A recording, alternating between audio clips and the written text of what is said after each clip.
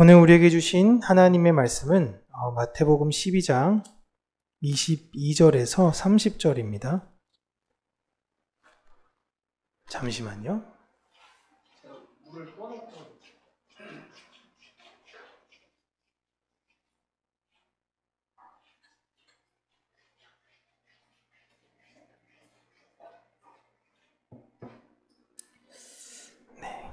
마태복음 12장 22절에서 30절까지 우리 함께 읽도록 하겠습니다.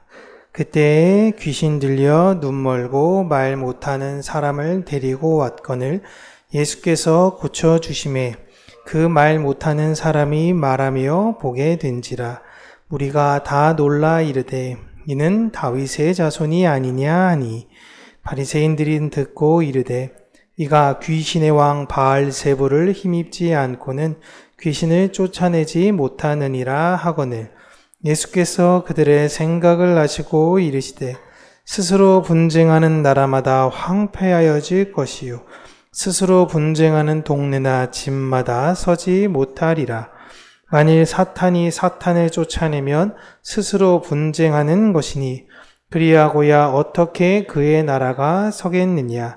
또 내가 바알세불을 힘입어 귀신을 쫓아내면 너희의 아들들은 누구를 힘입어 쫓아내느냐. 그러므로 그들은 너희의 재판관이 되리라. 그러나 내가 하나님의 성령을 힘입어 귀신을 쫓아내는 것이면 하나님의 나라가 이미 너희에게 임하였느니라. 사람이 먼저 강한 자를 결박하지 않고서야 어떻게 그 강한 자의 집에 들어가 그 세간을 강탈하겠느냐. 결박한 후에야 그 집을 강탈하리라. 나와 함께 아니하는 자는 나를 반대하는 자요 나와 함께 모으지 아니하는 자는 해치는 자니라. 아멘. 오늘은 사탄인가 구원자인가 라는 제목으로 하나님의 말씀을 우리 사랑하는 성도님들과 함께 나누도록 하겠습니다. 우리는 사탄이라고 생각하면 어떤 고유명사화해서 생각이 되어지는데요. 사탄의 원어의 뜻은 반대하는 사람이라는 의미입니다. 예수님께서 베드로에게 사탄아라고 부르신 것은 이 귀신아라고 이야기하는 것이 아니라 대적자여, 나의 뜻과 다르게 이야기하는 자여 라는 의미가 되는 것입니다. 우리의 상대편을 뭐라고 부르는 거예요? 사탄이에요. 저쪽에서는 날 뭐라고 부르는 거예요? 사탄이죠. 서로가 서로를 대적하는 관계를 말하는 것이 이젠 하나님의 주권자인 시대 속에 대적자들을 이게 사탄이라고 하다 보니까 이게 고유명사화된 것입니다. 사람들은 시대에 따라서 어떤 현상들을 자신들이 이해하기 쉽게 해석을 하게 됩니다. 지금이야 우리가 이제 그렇게 해석하지는 않지만 100년 전만 해도 우리 가족 중에 내가 사랑하는 이가 큰 병에 걸리거나 우리 마을에 전염병이 돌면 누가 이걸 했다고 생각하냐면 귀신이 했다고 생각하게 되는 것이죠. 그래서 그 귀신을 내쫓기 위해서 구슬하거나 여러 가지 마을에 관한 의식을 행하기도 했습니다. 유럽 중세 때도 페스트라고 쥐로 인한 전염병이 퍼졌을 때 그 병이 사탄에 의한 것이다 라고 사람들이 생각해서 뭘 했냐면 교회에 모여서 단체 기도회를 했었어요. 그러니까 전염병이라서 다 각자 그냥 집에 있어야 되는데 이 사람들이 이걸 신앙의 힘으로 교회 안에 다 모이다 보니까 유럽의 3분의 1이 떼죽음을 당하게 된 것이었습니다. 사람들은 그렇게 자기가 이해하기 쉬운 방향으로 해석을 하려고 해요. 우리는 이런 성경을 읽으면서 이런 부분에 대해서 잘 분별해서 해석을 해야 하는 것입니다. 여러분, 귀신은 있을까요? 없을까요? 귀신은 있습니까? 없습니까? 그렇죠. 귀신은 있죠. 성경에 말하는 귀신은 분명히 있습니다. 그런데 이 귀신의 복장이 이제 문제예요. 귀신의 소복을, 유럽은 소복을 입고 오지 않죠. 이 귀신은 우리나라에서만 소복이 있고 일본에 가시잖아요. 귀신들의 복장이 너무 다양해요. 야, 입는 옷도 너무 다 다릅니다. 주로 이제 유럽 귀신들은 약간 정장 계열 옷을 많이 입죠. 귀족 출신들이 많아 그렇지만 그냥 그런 모습을 귀신이라고 생각하지 마세요. 제가 미국의 2022년에 한 영화를 만드는 스튜디오가 말씀을 근거로 천사가 이렇게 생겼겠구나 라는 것을 한번 3D 디자인으로 만들었습니다. 제가 한번 잠깐 보여드리면 보신 분은 알겠지만 이렇게 생겼어요. 보이시나요? 네, 천사입니다. 이분들이 천사예요. 잠깐 클릭을 한번 해보시면 자, 왼쪽에 있는 저 눈 되게 많이 달리고 막 뺑글뺑글 돌아가는 저 천사를 누가 만났냐면 에스겔 선지자가 만났어요. 에스겔 선지자가 만났고 그걸 글로 기록한 겁니다. 에스겔에 글로 기록한 걸 눈이 막 그냥 빽빽히 있고 막 돌아가고 가운데는 큰 눈이 있고 이거를 본 게 바로 에스겔이었고 오른쪽에 있는 저 천사를 본 사람은 이사야예요. 이 두 천사가 나타나서 공통적으로 했던 이야기는 뭡니까? 맨 첫 말이 두려워하지 마라. 어떻게 안 무서워요? 너무 무서워 죽겠는데 이런 이만한 눈이 나를 쳐다보고 있다고 생각하면 엄청 무섭겠죠. 그러니까 오히려 이런 모습이 천사의 모습이었다라고 성경은 기술하고 있는 것입니다. 우리의 생각이랑 너무 다르죠. 그렇다면 사탄, 귀신은 어떻게 오느냐? 도리어 성경에서는 광명한 자와 같이 우리가 생각하는 가장 아름다운 모습으로 우리 앞에 나타나게 될 거다라고 이야기를 하고 있습니다. 오늘 사람들이 예수님에게 눈 멀고 말 못하는 사람을 데리고 왔다라고 이야기를 하는데요. 이 사람 보시면요. 22절에 귀신이 들렸다라고 이야기를 하고 있어요. 귀신이 들려서 병에 걸렸다라고 이야기를 하는데 그렇다면 우리가 생각할 때에 이 귀신 들렸다라는 의미를 어떻게 해석해야 되냐면 나중에 이 사람이 태어났을 때는 이 병이 아니었는데 살다 보다 갑자기 이 병에 걸렸구나라고 해석하시면 돼요. 근데 이게 이 당시 때는 의학적이며 여러 것들이 없기 때문에 특이한 사례가 발견됐어. 그러면 이 사람이 왜 병에 걸린 거예요? 귀신이 들린 거예요. 그렇게 이야기를 했던 것입니다. 원래 이 사람은 말도 잘하고 다녔던 사람이고 앞도 잘 보고 다녔던 사람인데 갑자기 이렇게 된 것입니다. 주변 사람들은 아마 자신 인생 가운데에 한 번도 보지 못했던 당황스러운 상황이다 보니까 이것을 귀신에 들렸다라고 표현한 것 뿐입니다. 성경을 보실 때 보면 이 통상 모든 병에 관련돼서 이게 잘 해석할 수가 없네 라다 보니 다 귀신 들렸다 하는 이야기가 많은 것 뿐이지만 실제 귀신 들린 사람들은 그 생각보다 굉장히 적습니다. 실제 귀신 들린 사람이 누가 있냐면 군대 귀신 들린 사람이 대표적인 예죠.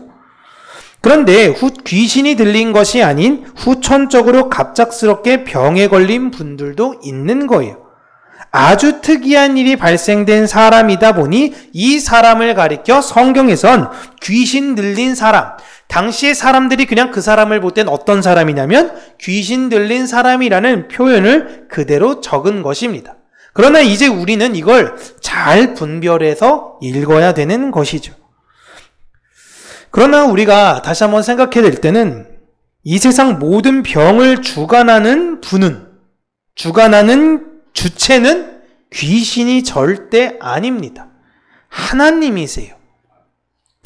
귀신이 하나님 몰래 누군가를 아프게 하거나 병들게 할 수 없습니다. 그러니까 귀신이 권능이 하나님과 동등해서 하나님을 속이고 누구를 망하게 하거나 누구를 아프게 하거나 하나님의 뜻은 원래 그게 아니었는데 귀신이 하나님 몰래 자기적으로 어떤 일을 절대 할 수 없어요. 하나님 주권 아래에서 귀신들은 사람들을 괴롭힐 수 있는 것입니다. 그 괴롭힘이 병으로 나타나기도 하죠. 하나님은 그 귀신이 병을 주는 행위에 있어서 막으실 수 있음에도 불구하고 그들을 내버려 두십니다. 도리어 그 저주의 상황에서 하나님이 원하시는 것은 하나님이 어떠한 분이신지를 나타내려고 하시죠. 그리고 이제는 그 하나님이신 예수 그리스도와 성령님이 동행하는 교회가 이 저주에 묶여있는 세상에서 귀신 들린 자에게 하나님의 능력을 보여야 하는 것입니다. 그게 우리의 사명이에요. 그렇게 병에 걸렸음에도 귀신 들린 자라 저주에 씌인 자를 예수님께서 치료하여 주심으로 그를 저주에서 자유케 하신 것이 오늘의 사건의 시작입니다. 그런데 귀신 들린 사람이 낫게 되었다라는 사람들의 소리와 예수가 진짜 메시아라는 소리, 오늘 뭐라고 나오나요? 23절에 이는 다윗의 자손이 아니냐. 이 말이 뭐예요? 약속대로 오시기로 했던 그분이 아니냐라는 이야기를 하는 것입니다. 이때 바리새인들은 예수라는 인물을 가리켜 저 사람은 메시아가 아니라 귀신을 쫓아내는 메시아가 아닌 귀신의 왕 바알세불과 친밀한 존재로서 그 바알세불의 힘에 의해서 다른 귀신들을 내쫓는 것이다 라고 이야기를 하죠. 오늘날에도 여러분 퇴마사라 그래가지고요, 어떤 흉가 같은 데 가면 막 거기에 지방령이 막 있다 그러죠. 막 2차 세계, 6.25 때 죽은 사람이 여기 붙잡고 있어서 이 집이 흉가가 될 수밖에 없는데 그 귀신을 내쫓아야 된다라고 해가지고 막 스님이 가서 하기도 하고 누가 가서 구슬하기도 하고, 그들이 하는 논리가 뭐예요? 내가 모시는 신으로 저 잡귀를 쫓아내겠다라는 겁니다. 어쩜 사람들의 생각은 2000년이 지나도 비슷한 것이죠. 바리새인들도 그런 논리로 지금 접근하고 있는 것입니다. 그들은 천사들이나 마귀들의 이런 세계에도 인간계 말고 흔히 말하는 천상계에서도 어떤 서열이 있을 것이다 라고 생각을 해요. 그러니까 이게 인간이 갖고 있는 사고의 한계예요. 서열을 세워야만이 어떤 마음이 편한 거예요. 누가 누구에게 지시를 하고 누가 누구에게 지시를 하고 이런 단계가 있어야 편한 것입니다.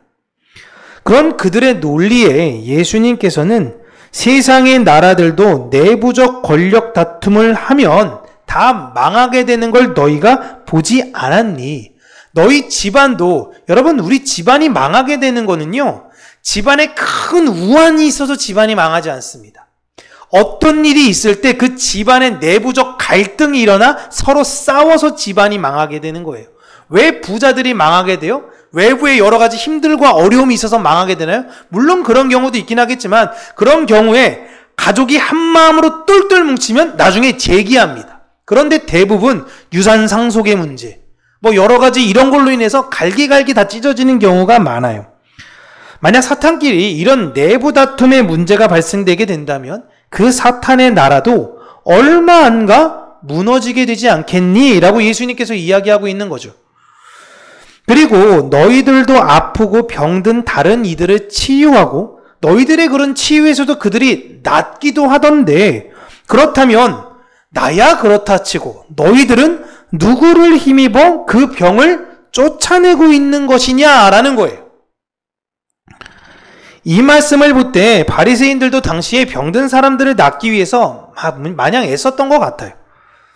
근데 너희들의 치료 행위를 했을 때에는 하나님의 권능으로 하는 것이고 내가 하는 건 바알세불로 하는 것이고, 그러면 우리 둘이 이 차이점에 대해서 있어야 되는 것이잖아요.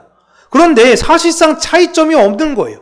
회당에서 말씀도 잘 전하고 하나님의 뜻대로 살려고 하는 그이가 갑자기 귀신의 힘을 빌려가지고 갑자기 이 사람들이 있는 귀신을 쫓아낸다? 너무 이상한 거 아니니? 라고 바리새인들에게 물어보시는 겁니다.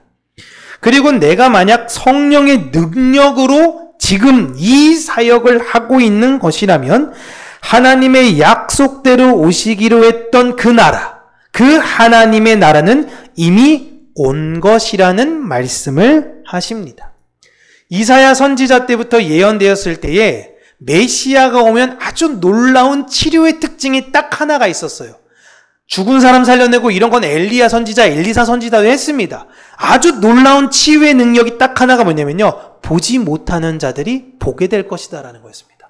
메시아가 오면 할 수 있는 유일한 사역, 맹인을 낫게 한다라는 거예요. 근데 가는 곳곳마다 맹인들을 낫게 하는 것입니다. 그러니까 사람들이 볼 때는 완전한 메시아였던 거예요. 그런데 바리새인들만 성경에 박식하고 유식하다라고 이야기하는 종교 지도자였던 그들만 예수님을 사탄, 대적자라고 부르고 있는 것입니다. 그걸 가리켜 예수님께서 진짜 하나님 나라가 온 것이다라고 이야기를 하고 있는 거예요. 나는 맹인의 눈을 뜨게 하고 있거든. 너희들 지금 잘 생각하면서 얘기해야 된다라는 거예요. 너희들이 나를 부정하고 있지만 너희들이 틀린 것이라면 너희들은 지금 누구를 대적하고 있는 거예요? 하나님을 대적하고 있는 거예요. 메시아를 대적하고 있으니 너희들 잘 생각하고 얘기 잘해, 대답 잘해 라고 이야기하고 있는 것입니다. 하나님 나라는 누구와 함께 오는 것이냐? 구약 성경에서 메시아가 오신다면 그때부터 하나님의 나라다라고 이야기를 했습니다. 예수님은 이 땅에 오심으로 하나님의 나라는 이미 온 거예요. 사람들이 생각할 때 사람들은 나라, 하나님 나라, 나라 이렇게 생각하면요. 어떤 땅의 경계까지를 나라의 모습이다라고 생각을 합니다. 여기서부터 저기까지, 여기서부터 저기까지. 이게 땅의 경계가 나라의 모습이에요. 그러나 여러분 잘 기억하셔야 돼요.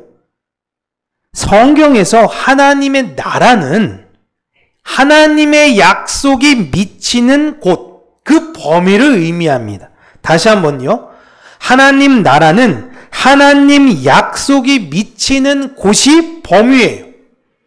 땅이 아니라 하나님의 약속이 미치는 곳, 나를 통해 하나님의 약속이 전달되면 하나님 나라가 지금 확장되는 것입니다. 먼저 하나님 나라는 한 사람으로부터 시작이 됐어요. 아담에서부터 시작이 됐죠. 그러나 모든 이들이 하나님 나라에 대해서 그 약속에 대해서 무시하게 됐습니다. 그래서 다 물로 인해서 멸망케 되고 노아부터 다시 한 사람에서부터 시작되게 되었어요. 그리고 그 약속은 아브라함부터 비로소 확장이 이루어집니다. 그리고 그 나라를 다스릴 약속의 통치자가 예수 그리스도가 오심으로 이제 이루어진 거예요. 그리고 이제는 그 약속을 모든 사람에게 성령님께서 넣어 이젠 세상 끝까지 확장시킨 것입니다. 이게 성경에서 나오는 하나님의 계획이었던 거예요. 하나님은 하나님 나라를 이렇게 만들어 갈 거야 라는 걸 계획하신 것입니다. 그리고 마지막 한 사람이 그 약속을 듣게 되는 사람, 그 땅의 지경, 그 약속의 지경이 완성이 되는 순간 하나님 나라가 완성되는 겁니다. 잘 기억하셔야 돼요. 예수님이 오심으로 하나님의 나라가 등장했어요. 그리고 예수님께서 이제 다시 오실 때는 이제 그 나라가 완성이 되는 거예요. 그래서 마지막에 듣는 그가 공중 들림을, 세상적으로 볼 땐 죽을 수 있어요. 그 사람이 이 세상에서 떠날 때에 그 하늘에 있는 하나님 나라의 백성의 이 땅을 향한 임재가 함께 이루어지게 되는 것입니다. 그런데 바리새인들은요, 하나님 나라가 이 땅에 생길 것이다 라고 믿었어요. 지금도 여러분 유대인들이 아브라함에게 주신 그 땅의 경계, 어떻게든 저 사우디아라비아에 있는 저 땅까지 우리가 다 가져가야 되는데 왜 그 땅까지 탐냅니까? 하나님이 아브라함에게 거기 주시기로 했어. 위로 시리아도 우리가 머지않아 점령할 거야. 왜? 하나님이 창세기 우리 아브라함에게 그 땅을 주시기로 약속하셨거든. 그 땅의 경계가 하나님 나라라고 믿고 있어요. 그 땅을 결국에 종식해가지고 완성시킬 이가 누구예요? 메시아예요. 그들은 그 메시아를 기다리고 있어요. 우리를 그 밑과 그 위에 그 모든 땅을 회복할 메시아를 우리가 기다리자. 그래서 그들이 하는 게 뭐예요? 오실 길을 예비하라. 군사력을 할 수 있는 한 가장 강력하게 핵도 갖고 오고 막 이래서 오실 길을 예비하라. 그래서 메시아가 오셨을 때 그 강한 권능과 능력으로 우리 이스라엘을 온 지구의 핵 정점으로 세워놓을 거야 라는 걸 믿고 있습니다. 아니에요, 여러분. 이제는 하나님의 약속이신 예수 그리스도를 믿는 자들이 하나님 나라 그 자체가 되는 것입니다. 내가 하나님 나라고요. 우리가 하나님 나라예요. 그리고 그를 통해 하나님의 약속의 경계가 넓어지는 것입니다. 그게 우리가 전도를 하는 이유죠. 우리의 마음도 지경도 이렇게 넓어지는 것입니다. 하나님 나라는요, 땅의 경계를 가지고 있어 자격이 있는 자들만이 사는 곳이 아닙니다. 이 땅은 이제 유대인들의 땅, 유대인들만 여기서 살 수 있습니다. 이런 것이 아니에요. 아무런 자격 없는 자들과 어울리지 않을 것 같은 굉장히 조합이 아닌데? 라는 그런 무리들이 함께 이해하며 어울리는 곳이다 라고 이야기를 하고 있습니다. 그래서 이 세계에서 그 나라를 이야기할 때에 극단적인 이야기라는 게 사자랑 어린 양이 거기선 함께 있어. 이게 말이 안 되는 거죠. 어린 양은 사자에 의해서 잡아 먹혀야 되는 존재입니다. 그런데 함께 있다라는 것입니다.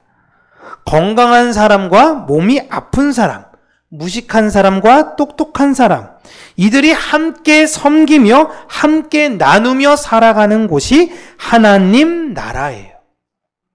그래서 이웃을 이해하지 못해, 내가 다른 사람들을 못해 질투심이 있고 저 사람의 것을 빼앗고 내가 저 사람을 괴롭히는데 희열이 느껴지고 나만 아니면 돼, 나만 부자로 살면 돼 라는 사람은 그 나라에 들어가지 못하는 것입니다.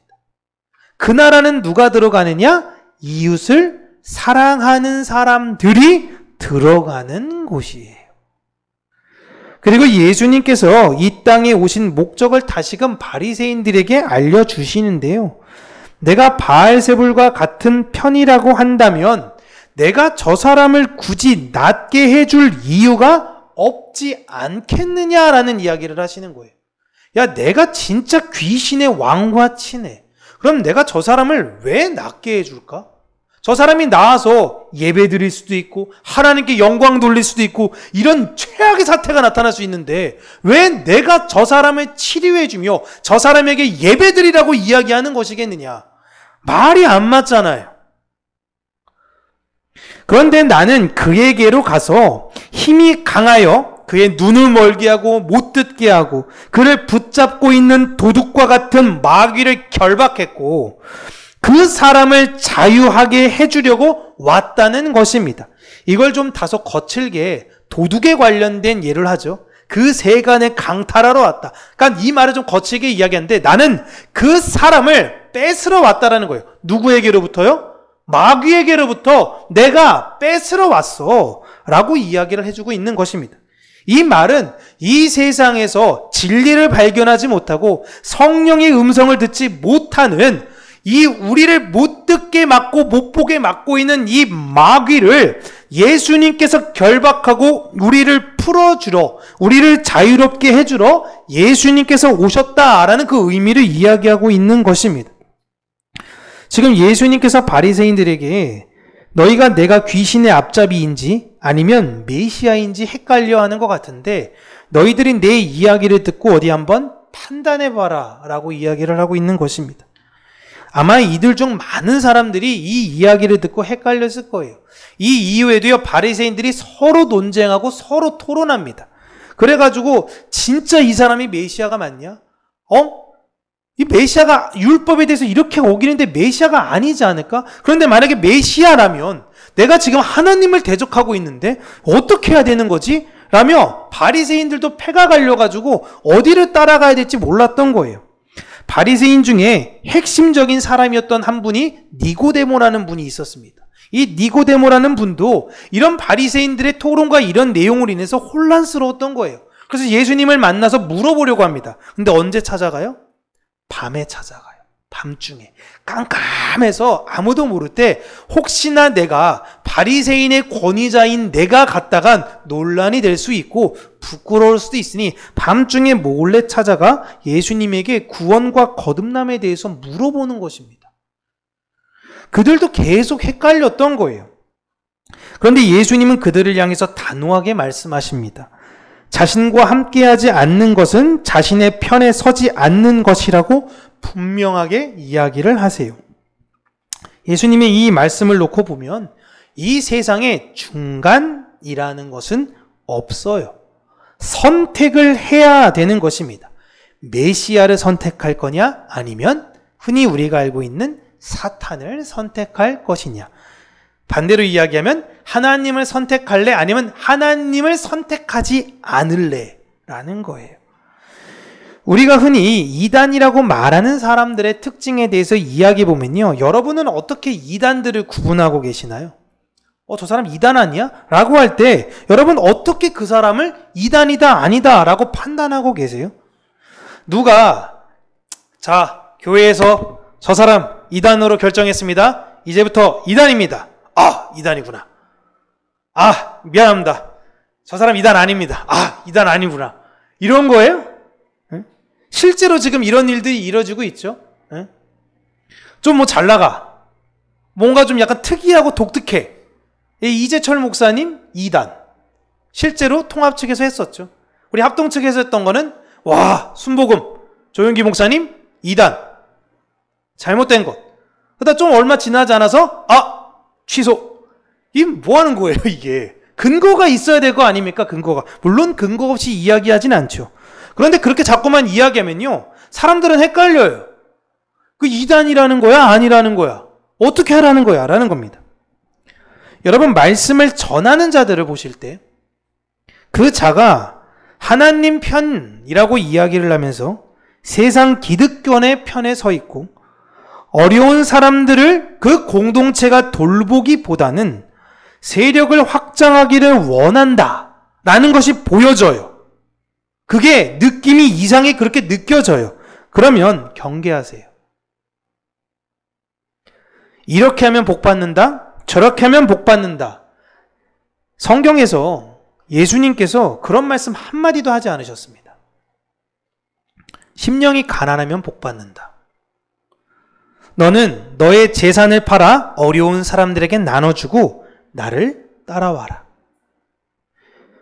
너 고르반이라고 해서 네 재산 하나님의 것이니 이젠 부모님을 봉양하고 싶어도 이거 하나님 거라 드릴 수 없어요. 그런 이야기하지 말고 네가 가지고 있는 그것으로 약해진, 이제 육신이 연약해서 누구를 의지할 수밖에 없는 네 부모를 힘써 섬겨라. 이게 예수님께서 하셨던 말씀이에요. 율법에서 이웃을 사랑하라고 한 그 내용을 교묘히 속여서 나는 그래도 하나님 뜻대로 살고 있어요 라고 요식행위하지 말고 끝까지 사랑하라 라고 하셨어요. 이게 예수님께서 말씀하신 거예요. 딱 한마디만 하셨습니다. 서로 사랑해라. 율법이 이 안에 다 들어있어요. 네 중심으로 사랑해. 여러분, 이걸 잘 분별하시면 됩니다. 그러면 금방 드러나요. 금방. 그런데 세상 사람들은 아무래도 사람의 마음이 조금은 간사할 수 있기 때문에 어느 것이 옳은 것인지 잘 몰라 내 유익한 대로 따를 때가 많이 있죠. 열왕기상 18장 21절 우리 같이 한번 읽어볼게요. 엘리야가 모든 백성에게 가까이 나아가 이르되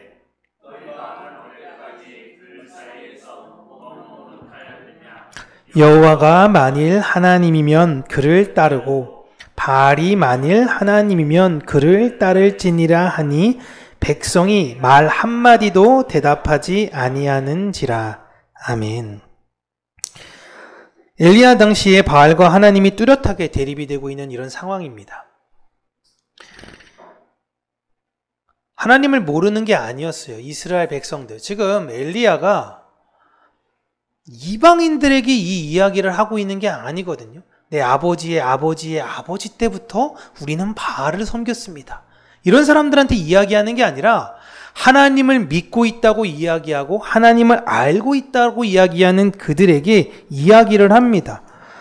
하나님, 진짜 하나님이 누구냐? 여호와가 하나님이면 여호와 하나님을 따라가고 바알이 하나님이라면 바알을 따라가라. 중간은 없다. 라고 이야기하니 백성이 그 어느 것도 선택하지 못하고 있는 것이에요. 왜요? 내 눈앞에 보이는 현실엔 누가 더 강한 신이기 때문에 그래요? 바알이 더 강한 신이기 때문에 그렇습니다. 지금 바리새인들도 예수님을 메시아로 선택하지 못하고 있는 상황이에요.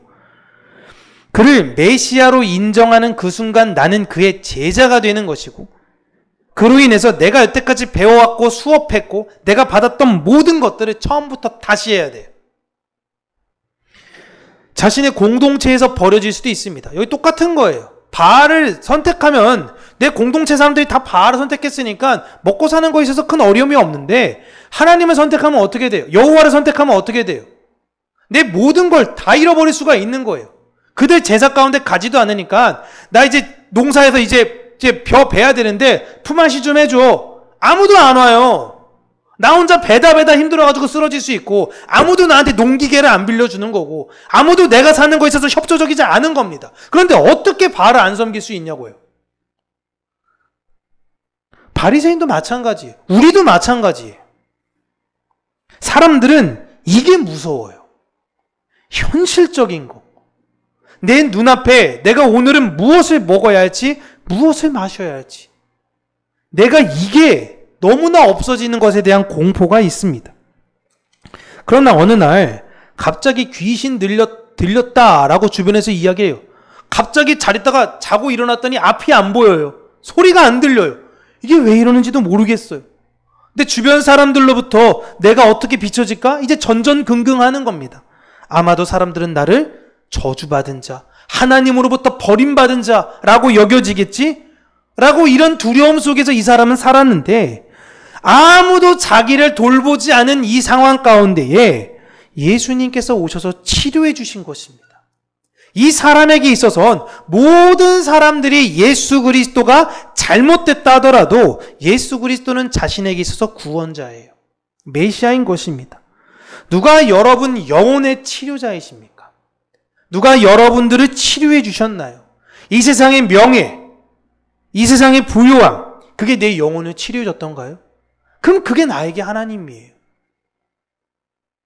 그러나 예수 그리스도가 나를 치료해 주신 분이시라면 우리는 머뭇머뭇대는 것이 아닌 예수를 붙잡아야 한다라는 것입니다. 예수님은 나를 치료해 주시고 나서 나에게 있어서 이 세상의 물질적인 것이며 또한 어떠한 헌신적인 요구를 하지 않으십니다. 오늘 말씀에 나오는 이 사람 보세요. 예수님께서 무슨 말씀하시나요? 언급도 없죠. 그냥 나았더라. 끝입니다. 대부분 사람들이 예수님께서 부르지 않은 경우면 어떡할까요? 주님, 저 주님을 따라갈까요? 실제로 주님 따라온 사람들도 많아요. 성경에 기술되지도 않지만. 근데 예수님이 따라온다고 할 때 아니야, 따라오지 마. 너 있는 곳에서 그냥 잘 살아. 거기서 내가 너에게 치료했던 그 마음을 가지고 이웃을 사랑하며 하나님을 증거하며 살아. 그게 전부예요. 너 이제 내가 치료해 줬으니까 한 헌금 얼마쯤 갖고 올래? 내가 너 치료해 줬으니까 이제 본격적으로 좀 사역에 있어서 좀 매진해야 되는 거 아니야? 이렇게 단 한마디의 요구가 없으십니다. 딱 하나만 예수님께서 교회에겐 요구하셨죠. 나를 더 사랑해 줬으면 좋겠다라는 것입니다. 예수님께서 우리를 치료해 주셨던 이유는 그거 하나밖에 없어요. 내가 예수를 더 사랑하기를. 엘리야도 그 안타까운 마음으로 인해서 사람들에게 이야기하는 것입니다. 여러분, 제발 하나님을 사랑하십시오. 눈에 보이는 현상에 따라 하나님을 따라가는 것이 아니라 여러분 아무것도 보이지 않더라도 여러분 하나님을 신뢰해야 됩니다. 이런 애타는 심정을 가지고 저 말을 하지 않았겠습니까?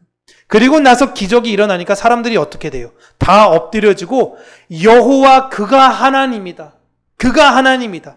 그제서야 되니까 이제 바알 선지자 잡아서 죽이고 막 이런 상황이 생기게 되는데, 우리는 어떤 현상에 있어서 그 현상을 바라보고 하나님을 믿는 자가 되는 것이 아니라 찬양의 가사와처럼 이 눈에 아무 증거 아니 배어도 이 귀에 아무 소리 아니 들려도 하나님의 약속 위에 예수 그리스도를 믿는, 나를 치료해 주신 그분을 믿는 믿음 위에 서겠습니다. 라는 그 고백과 간증으로 드리는 저와 여러분, 우리 평강교회가 되기를 주님의 이름으로 축복합니다.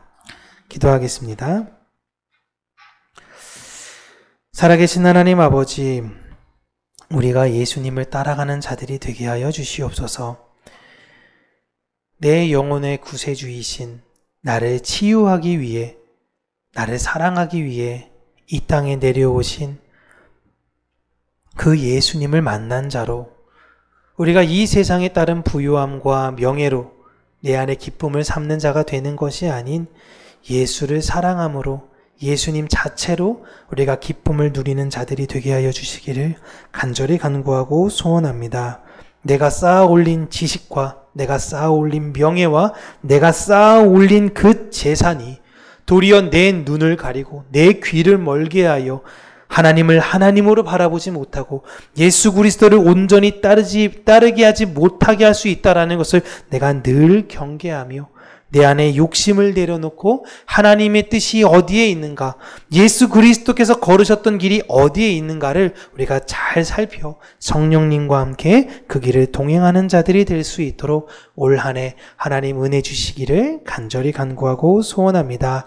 이렇게 처음 수요 예배를 드리는 모든 성도님들 마음 안에 하나님께서 은혜 허락하여 주시고 올 한 해 다시금 하나님의 은혜와 사랑으로 아름다운 열매를 맺게 하여 주셔서 내가 속한 모든 것 가운데에 하나님의 놀라운 간섭하심으로 인한 은혜와 사랑이 역사되어질 수 있는 은혜를 올 한 해 충만하게 나타내 주시옵소서.